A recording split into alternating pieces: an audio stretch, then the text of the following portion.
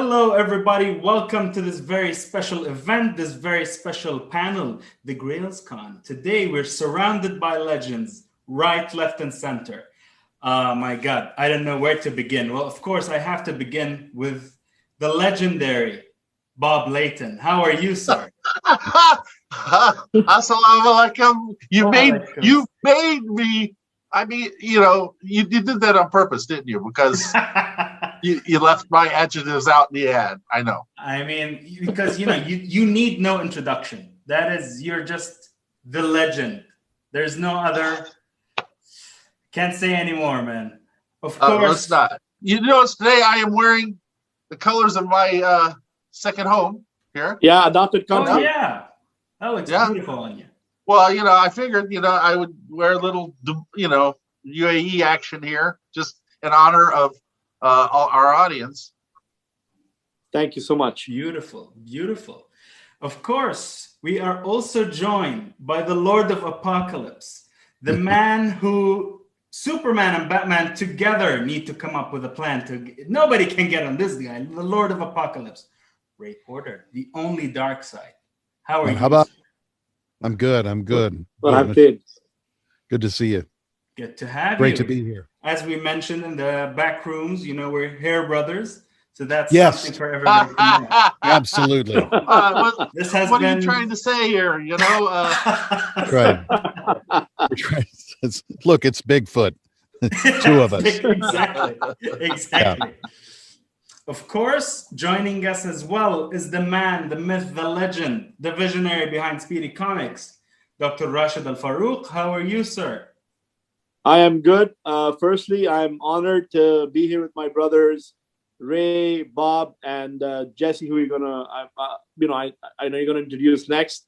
I just wanted to say it's an honor. It's my pleasure to have two people who I look up to, actually, like Bob and Ray, who really changed a lot of the way I think about comic books, about movies, about a lot of things. Thank you for having me on today. You are very welcome. Thank you for giving us this, alongside with the gentleman here, this very, very unique event, which we're going to talk a little bit about later on. Of course, we are also joined by another legend in the making, a man with a big legacy, comes from a big legacy, Jesse Simon. Jesse, hi. Here, I'm very excited to have you here, my friend. I mean, I've met the other guys before. But Waleed, you should refer to him as comics royalty, you see, because he comes from a lineage. That is true. That is true. He does. Royalty, the comic prince. The comic prince, Jesse Simon. How are you, my friend? I'm honored to be here, representing not only my grandfather, but, just to make new friends and share some knowledge and just make memories. Beautiful, beautiful. He's young. He probably doesn't get out much, especially in the pandemic. He's too busy. He needs to make new friends. Yeah, it's always a good thing. Of course.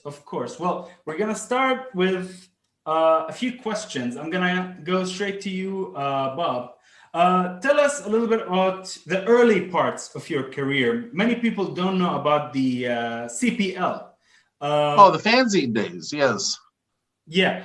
So then later on that you'd be doing Marvel and DC. I mean, obviously, you've left your mark on everything you've done. So please let us. In the early 1970s, we didn't have Zoom. We didn't have the internet. We didn't have cell phones. We didn't have computers. The way that we communicated as fans were by publishing amateur magazines, where fans from one area would all collect articles and artwork and amateur artwork and stuff like that and put it together, and then we would sell them by mail through something called the Buyer's Guide, which is a weekly newspaper that came out, all related to selling comics and comics-related stuff. It was the only thing that connected the entire United States and Canada was this Buyer's Guide, this weekly newspaper that came out. It was mostly classified ads. Once in a while, they'd have an article or two or something like that. But I met another fan in Indianapolis, where I was living, Indianapolis, Indiana, in the early 1971, 72. And Roger Stern, who eventually became, the writer of Spider-Man and my editor on Iron Man, as a matter of fact. And he says, I know a guy, a good fan artist that could work with us. He lives up in Calgary, Canada. And his name was John Byrne. And so, we connected with John. And so we started publishing this little bi-monthly digest size thing called CPL. And it turned out to be a who's who of comic books. I could go down a list as long as your arm of people that started as writers or artists in that wound up, working professionally. It's crazy. From Bob Hall to Michael Uslan, the Batman producer, to Stephen Grant.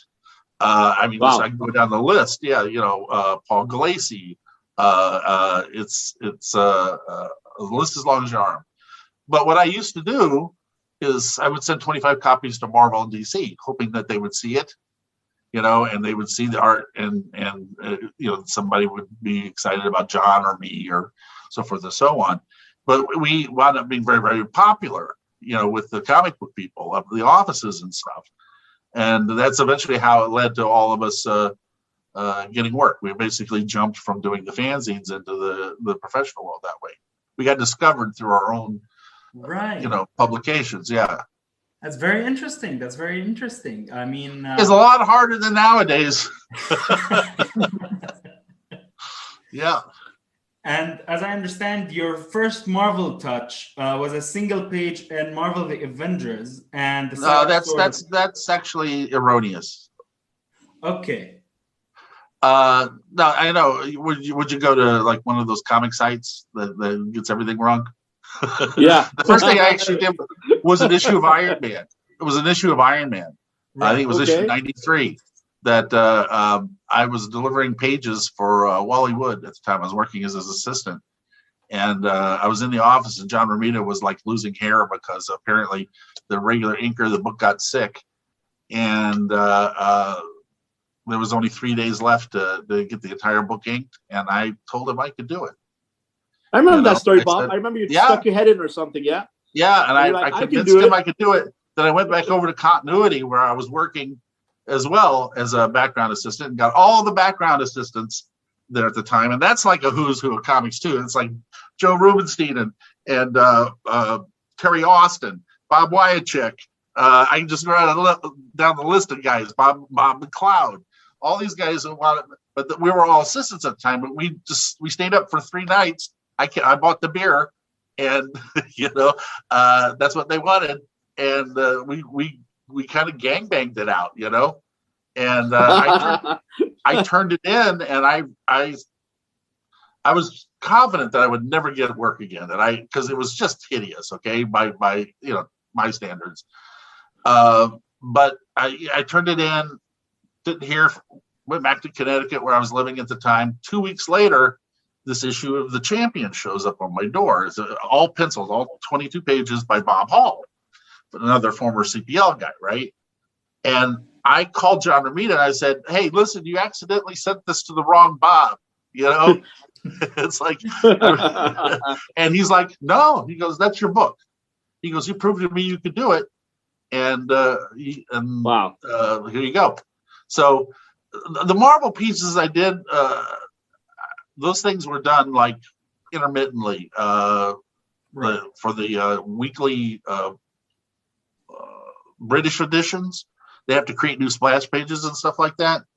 I may have penciled it earlier or whatever, but it didn't get published till later. First actual published thing was the Iron Man 93. Right. I see. That took a long time. Let's talk to Ray.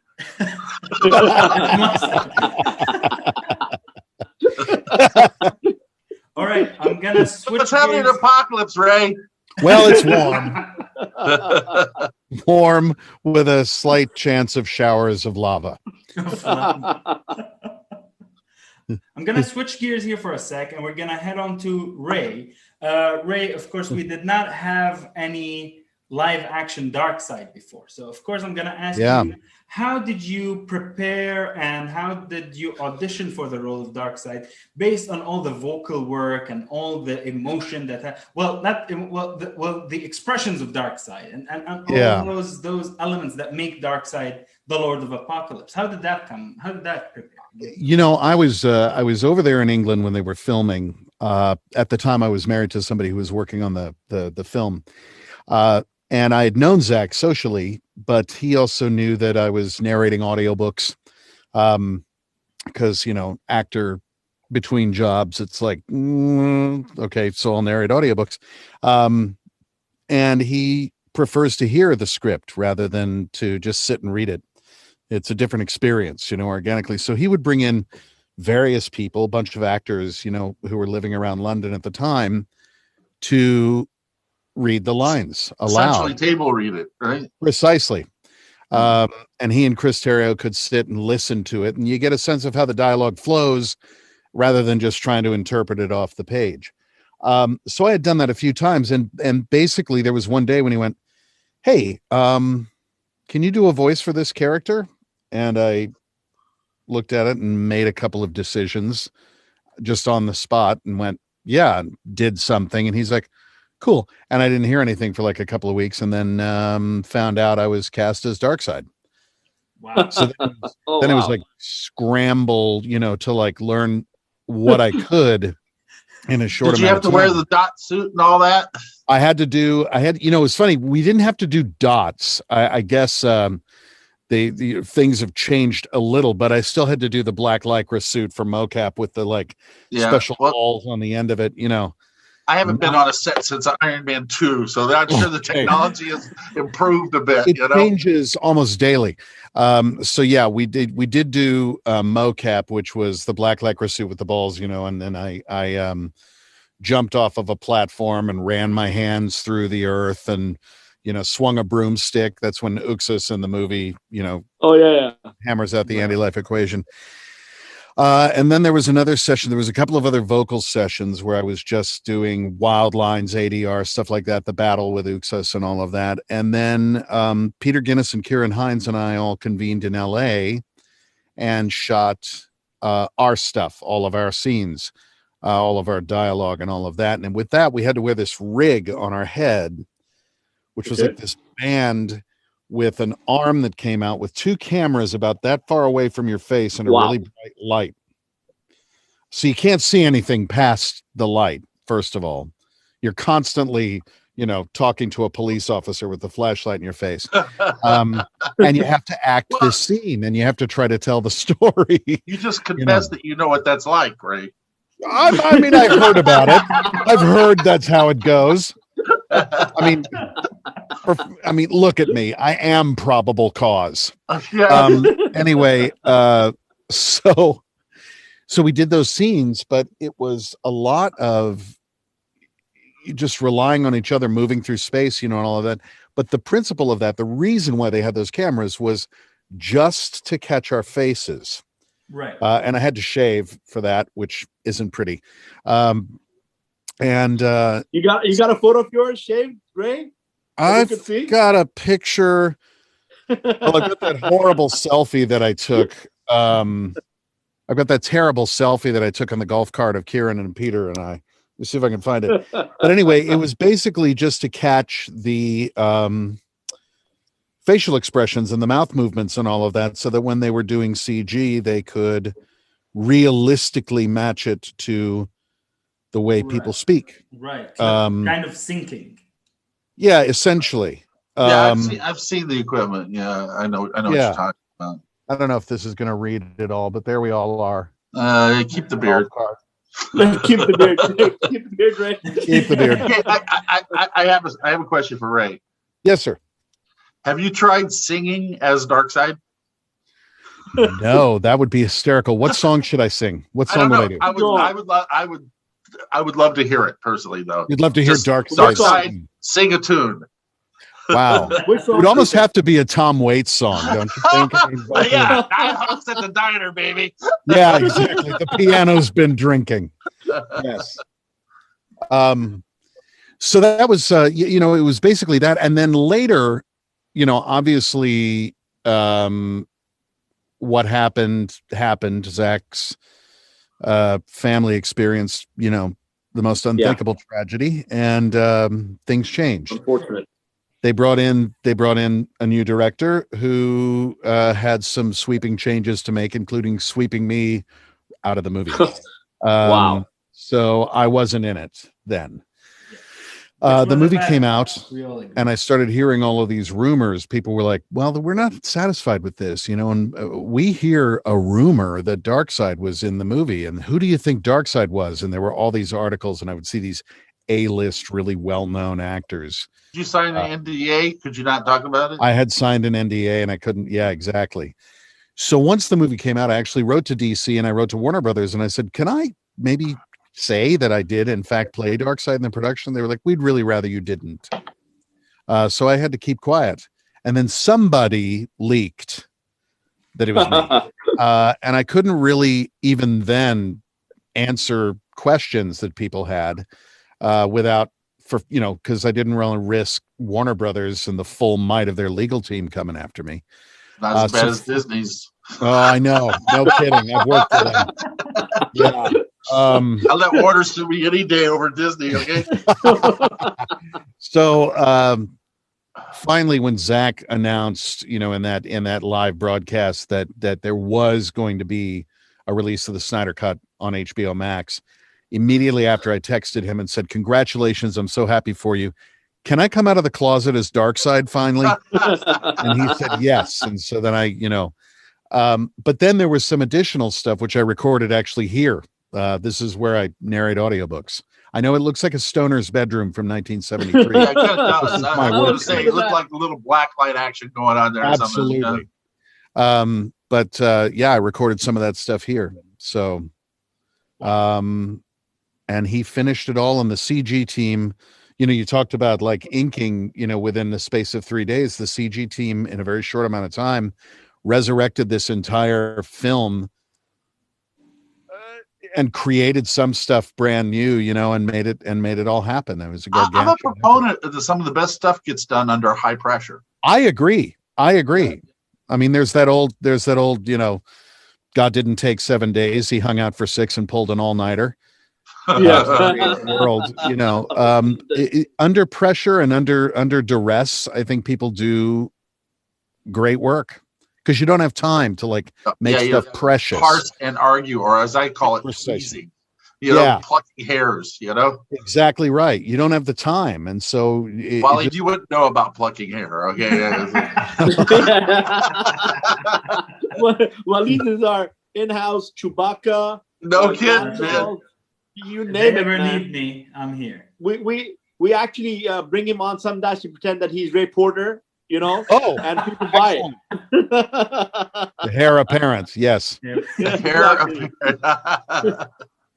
Yeah. It's like that video I sent to you, Ray and Bob, about that guy taking the vaccines, in Arab. Yes, very funny. So it's instead of Johnson, Abdullah. So we go, they say this is not Ray Porter. We say, yes, he is. This is Ray Waleed Porter. Yes.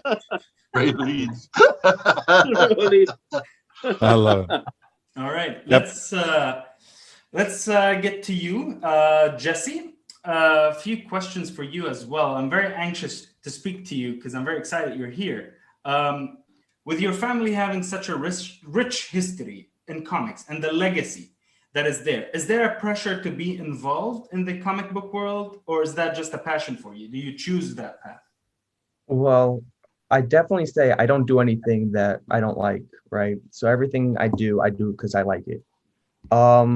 Nobody else in my family, in terms of my cousins, are involved with comics. My father worked with my grandfather, reviving his career later on when he retired. But other than that, it's really just me, and I know that I really like it. I'm buying these comics, I'm selling comics to buy the artwork, behind me. Because everything was sold when my grandfather passed away, and I had no control over that. I was 8 years old. And so whatever I have now, I've just been wanting to buy it back and, really learn about the history, communicate with history, and, here I am with Bob Layton, who, part of comics. And I think you should be my grandson, because my grandsons don't give a damn about my work. Well, I'll tell you. I don't know if Adopt it's, you. maybe it's because I did get to see Joe just for a short amount of time that it makes me want to know even more and study his career, where my cousins really don't care. They just know him as Grandpa, not as Joe Simon. I know him as both. So I think that's maybe a factor as to why. But I've always loved this stuff, seeing Captain America and everything that he did for so many years, and how what he was doing in 1940 affected people in 1970s with the comic industry and how he developed it. And he didn't know that stuff was going to have an effect, but it did. You never do. Exactly. So I think it's just fantastic. And that's why I'm doing what I'm doing, whatever I'm doing. I think it's admirable, because they forget so soon, Yeah.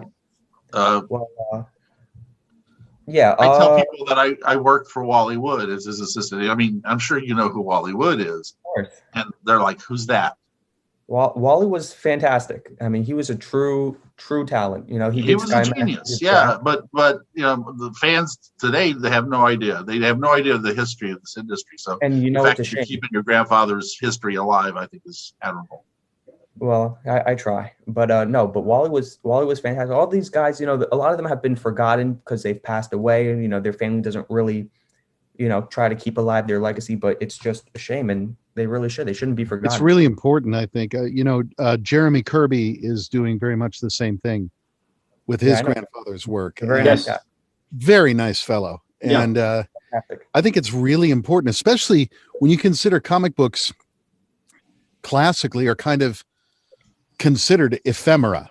I mean, they're obviously not the most durable stock, so if they're still around after a certain amount of time, right.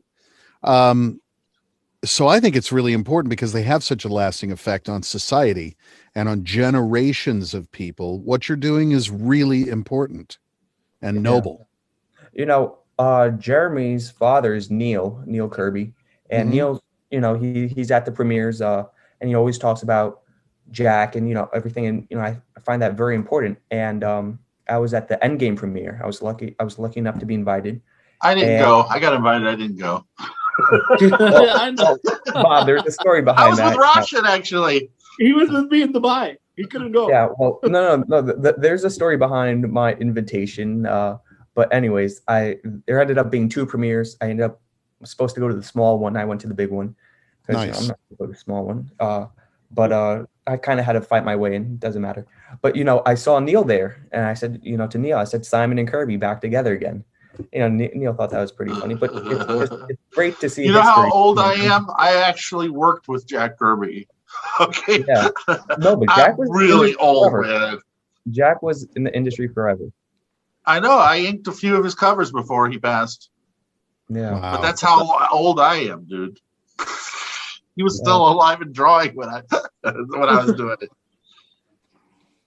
All right. I mean, you mentioned, Jesse, that you do remember your grandfather and that you've experienced him as opposed to your other cousins, or did that have an impact on what you're doing now? Meaning, did he directly kind of put that in you, the love of comics? Did he show you the artwork, or did he take you somewhere that kind of immersed you in that world, or did you decide to retrace the footsteps and keep the legacy? Well, yeah, I know what you're saying. My cousins, they all had a very unique relation with him, each one individually. No two relations are the same. But I remember I grew up in Queens. I'm still in Queens. And Joe lived in New York City. And when he would go to Comic-Cons, he would only go to the local ones as he got older. When I was born, he was 90 years old. Wow. And so he would only go to the local conventions, Big Apple Comic-Con, New York Comic-Con. And he would just go, he wouldn't charge for entrance. He would just go for the fans. And me being a little kid, my parents would go with him. And that meant that I was there. So that's, that memory. I remember Big Apple Con going up the escalator, and he had the huge table to the left, and he would just sit there and sign comics, and fans would come up to them. I'm sure you guys know the feeling of fans coming up to you and saying how much they admire your work. Not But- lately. well, Bob, it's the pandemic. You can't blame your fans now. I We're- don't. Yeah, I know. I mean, you still get the appreciation, all your comment sections, hundreds of people saying how amazing. But I remember Joe being there, and I would just sit there next to him. I remember this one time I was there, and a fan had a doll for him to sign, and I ended up really liking. I was like 6 at the time, and she gave me the doll that I really liked. Oh, wow. And I still have it. So, but it's just, I think those memories of being with him, with the fans at those events, and all the artwork. I have 3 pieces here, 1 piece there. I mean, his wall was like you couldn't see the wall. It was all artwork. There's artwork everywhere behind him, on his desk, on his couch. Just piles and stacks. And just growing up around that environment, I never thought it was special. I just thought, that's my grandfather's apartment. But growing up like that, I think it just kind of was infused with me, going there every Saturday, seeing him drawing, holding the magnifying glass because his eyesight was getting bad. So I would hold the magnifying glass so he could do the fine details in his Captain America drawing. So these little things that happened and those experiences with him, I think that's what really gave me this drive once he passed away and once I got older to do all this. Amazing. I think Bob, did Rashid you know, is having, a question for you, Bob, did you know Joe Simon personally? No. Yeah, he was very in the New York City area, as he got older. Well, so was I. I mean, through my comic career, I lived in New York the entire time. Mhm. From the early '70s to I moved out in '96. So, I consider myself a New Yorker. It's like I spent most of my adult life there. For a very long time, Joe thought nobody cared about what Joe did. For a very For a long time, nobody did care. I mean, comics, Exactly. they didn't boom until like the mid '80s.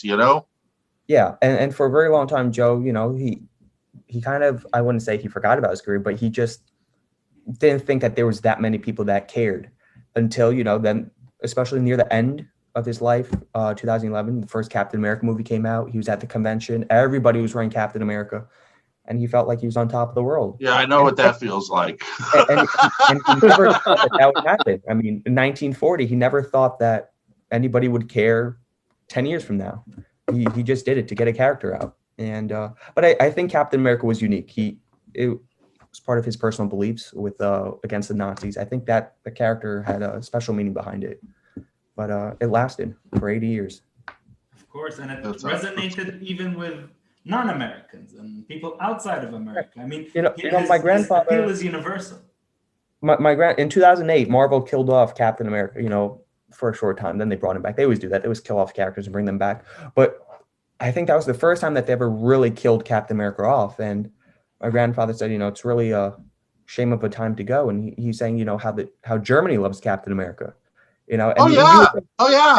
And I've been there. Done a lot of sketches of Captain America over there. Yeah. Oh yeah. But all of Europe. It's weird. You think Captain America was kind of made to make fun of the Nazis, and now it's coincidentally Germany loves Captain America.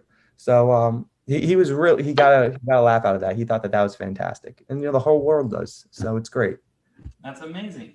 And since we've mentioned that in modern times in 2008. How do you feel about the evolution of the character of Captain America since its beginning till today? That's a very tricky question. I think that Captain America, I think every character needs to evolve, right, with the times. If you do the same thing before, right? So if you don't change, it's the same thing. Nobody wants to read the same story a million times. But I think that there's some characters, no matter what you do it, what storylines you give it, they're still unique and they're still iconic. I think Captain America, Superman, those characters, no matter what you do to them, they'll always be unique. So, it's interesting to see what new people have to do with Captain America and what they want to change and what they want to introduce. And some stuff's been great. Some stuff's been not too good. But, I mean, look, it's true. Yeah. You got some home runs and you got some not so home runs. But, I think it's interesting to see how they develop Captain America, and how, and great example is Bucky. They developed Bucky. Joe started Bucky with him and Jack Kirby came up with Bucky in 1940 to be Cap's little sidekick. Bucky was always getting in trouble, right? Cap always had to save him, and then he kind of just disappeared for a while, and then got brought back in the 60s and left and came back. Yeah. But then Epting and Brubaker came up with that genius idea to make him the Winter Soldier. And there's that whole thing back then that they felt like kids couldn't relate to adults, so they always had to have a teenage sidekick. Yeah. So they felt like the kids were going to relate to them. It's like nobody wants to be Robin. Everyone wants to be Batman. That's right. Absolutely. It was bad thinking, but that they did it nonetheless. When Joe came up, when Joe was pitching Captain America to Martin Goodman, in the concept sketch, which is in the Library of Congress right now, it still exists. He said on the bottom how he thinks that Cap should have a sidekick, so that way, he would have someone to talk to. Because if you got you got nobody, So as a writer, you want your hero to bounce off somebody. You don't want him to just always be alone and talking to himself. That way you have an interaction. And that's why I created Rhodey, but I created a full-grown man. Yeah. Yeah. No, I agree. And don't forget the demographic in comics changed. The demographic in the 1940s were kids. Oh, absolutely. And then today the demographics. I wasn't around then, though. Just to be clear. We know.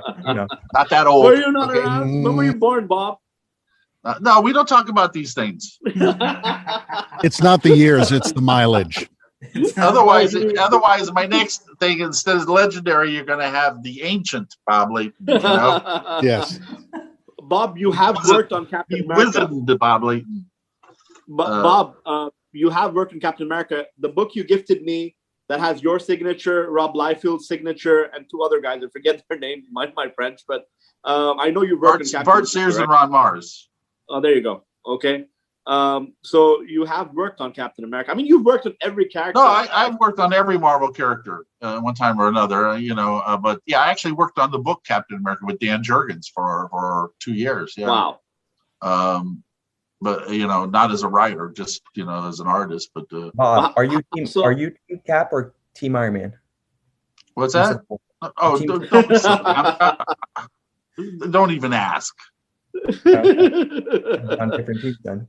Well, I'll ask you now a question. Going back to Bob, let's discuss. We're talking about, of course, we were talking about development of characters and such. One of your classics, one of your most known stories is Demon in a Bottle. Was there any pushback from Marvel about that concept, and how did that even come about to be? None whatsoever, but it goes exactly to what Jesse was saying earlier, that comics have to evolve with the times. And Iron Man, I hated Iron Man. I thought it was just a horrible comic when I was a kid. I used to draw my own Iron Man comics, say, why don't they get this right? I mean, I didn't want to be Iron Man. I wanted to be Tony Stark. This guy should have been like Mick Jagger. Every time he walks into a room, like women lose their drop their pants, and guys lose their minds, and everybody, is offering him free stuff, and he's a rock star. But he was never portrayed that way. The armor never looked like metal, which really drove me nuts. Because I grew up reading the Arthurian legends, so knights in armor was something that was like inculcated in my heart. I had a total different vision of this stuff. So when I finally got my hands on the books in the mid 70s, it was going to be canceled. So that's why they tried out new talent on stuff that was going to be canceled. And I said, do you mind if I change a few things? And one of the things that changed was the heart problem. Because even by the mid-1970s, heart transplants were commonplace. You try to tell me this guy could build an armor that could fly to the moon, but he can't get rid of a piece of metal in his heart? It's just replace the heart, Or he's Tony Stark. He could have made an artificial heart. Jarvik did, Yeah, the Jarviks have a nice one. So the science no longer was applicable to the character. So I was trying to create a new world for Tony Stark. And really, the one thing that set him apart, the hook, because Spider-Man's hook is he's a teenager, right? Cap's hook was being a soldier. Iron Man's hook, or Tony Stark's hook, is being an industrialist, being a creator, an inventor, and having this international corporation, a kingdom like King Arthur, that he protected. And I saw Iron Man as that knight. I saw the Avengers as the Knights of the Round Table, because Tony Stark forms the Avengers, right? But so looking at that corporate world that we were creating, it seemed to me like I wanted to give him a weakness that wasn't like kryptonite, and like I said, he had, when I was reading every issue I would read of Iron Man, he would have just about to beat the bad guy, and he'd have a heart attack, and it's like 50, 60 heart attacks later, and it's like another person I know has had 60 heart attacks and lived as Dick Cheney. Okay, it's like it didn't make any sense anymore. So the whole idea of exploring alcoholism seemed like it's never been done before. So we approached David Michelai, and I approached the editor and said, we want to have Tony, through this next year's story arc, develop an alcohol problem. And he said, well, that's permanent, right? I said, yeah, I know. But that's the whole point. The point of it is, I think the best kryptonite that you can ever have with a character resides within themselves. Yes. And so being a recovering alcoholic myself, it kind of made sense. I know that how it is with the early struggles and stuff like that. I mean, I can't remember that guy now, but the point being is that seemed like a logical step, especially as you were saying, Jess, they changed with the times. That whole generation that I came in, we were redefining Marvel for a whole new generation that wanted more sophisticated stories. I mean, John Byrne and Chris Claremont were doing the X-Men. Frank Miller was doing Daredevil. Walt Simonson was doing Thor. I mean, it's like a who's who. All of them recreating the Marvel Universe for a new generation with more sophisticated stories. So that was just all part of that. But all they told us was, don't screw it up. They didn't say, nice. They said, go, just don't screw it up. And obviously we didn't. I mean, it's still resonating. I got a letter from somebody 2 days ago. I have become the unofficial spokesman for sobriety in the comic industry. A letter of somebody thanking me, for that thing. How they said, I don't want you to ever think your work doesn't mean anything, because he said that book changed my life. Brilliant. And 40 something years later, it's still gets reprinted annually, so I'm very fortunate to have that kind of resonance in the comic industry. I should have something in front of my name in the next ad. Don't you think? It's probably. How's that? I didn't design that, Bob. Just so you know. I know. I'm just joking. For the people watching, he's gonna give us hell for it, dude. As soon as we're done with this, I'm never gonna let you live it down. You know that. But my fans brought it up to me. That's the thing. They're saying, "Hey, what, you top liver?" Well, it's not me. It's Waleed's fault. Waleed, you take one for the team. Right? It's your fault. Take one for the team, Waleed. Wow, man.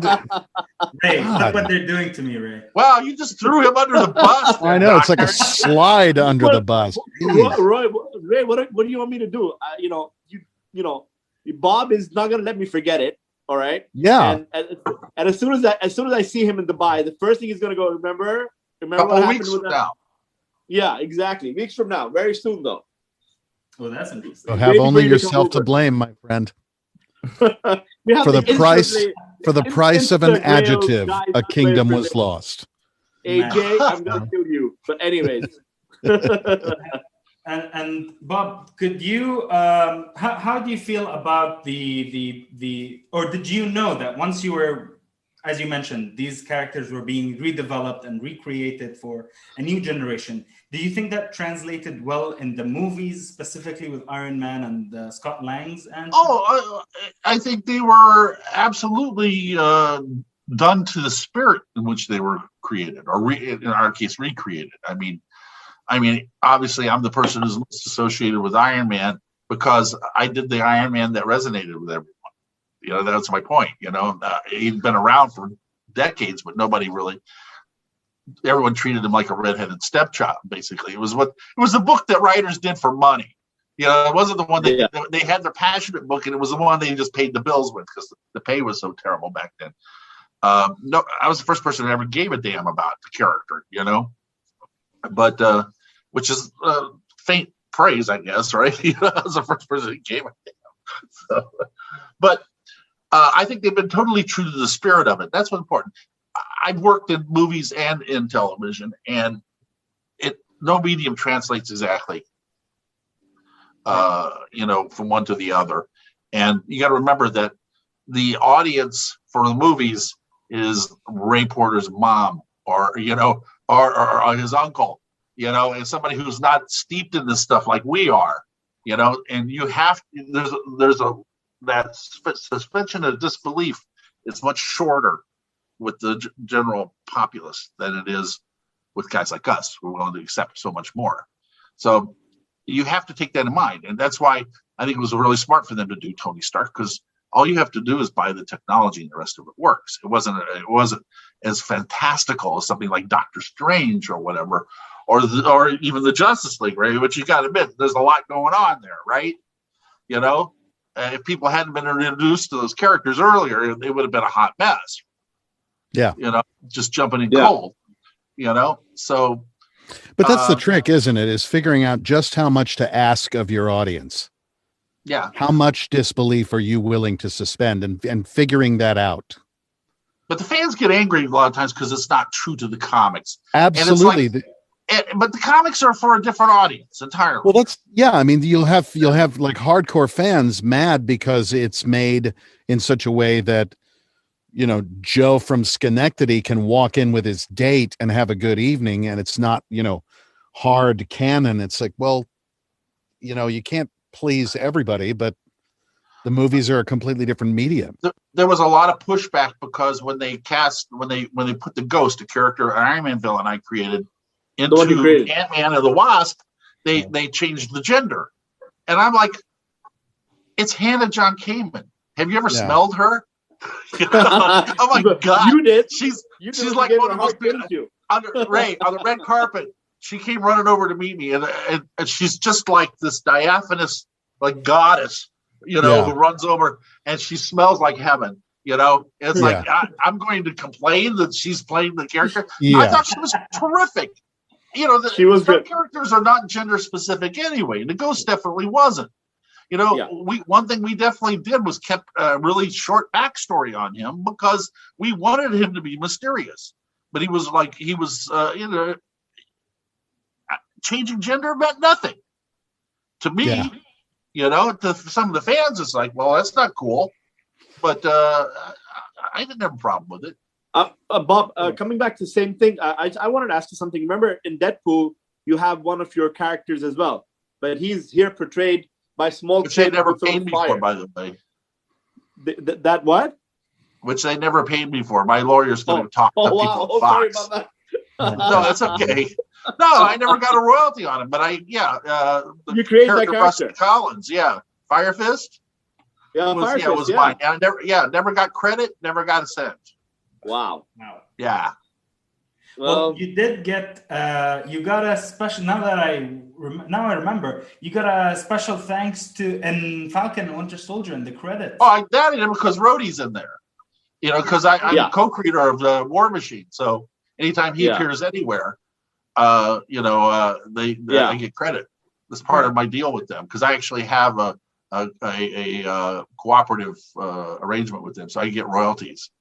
Right. You know. And is there anything about Armor Wars at this point, or? Other than they have. I don't think they started filming yet, but right. I know I tell you how much I can get an episode, how much I'm going to get an episode, because I already got the royalty on the Falcon and Winter Soldier, so I know how much I got coming.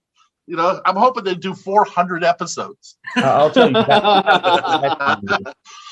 Don't think so, though. Don't think so. Oh, no.